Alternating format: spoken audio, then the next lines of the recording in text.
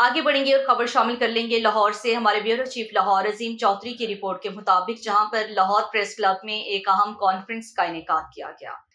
Lahore press club में रेवर of guard ministries के ज़रिए इख्तिताम प्रेस कॉन्फ्रेंस का इनेकाद किया गया, जिसमें बशप नईम परशाद, बशप सलामत पास्टर शौकत और दीगर ने शिरकत की।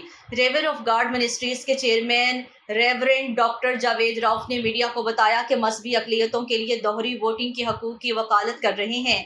इंतखाबी हकूक़ और नुमाइंदगी के मसले को हल करने के लिए एक अहम इक़दाम है।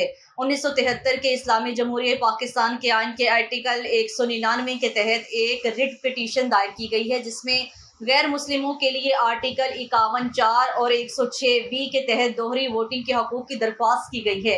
उन्होंने कहा है कि पिटीशन का मकसद गैर मुस्लिम शहरियों को दोहरी वोटिंग के हकूक़ देना है, ताकि वो अपने नुमाइंदों और अपने हल्का बंदियों के लिए वोट दे सकें।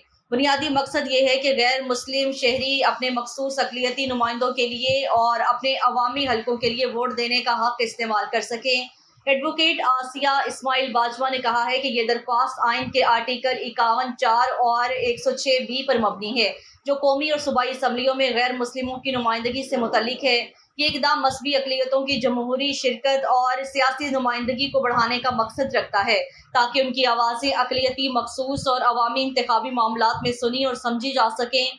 ताहम बशप नईम परशाद ने कहा है कि हम पाकिस्तानी हैं और इलेक्शन के ज़रिए अपना नुमाइंदा मुंतखब करना हमारा आइनी हक है, और हम अपनी अदालतों पर भरोसा रखते हैं कि वो हमें इंसाफ देंगे।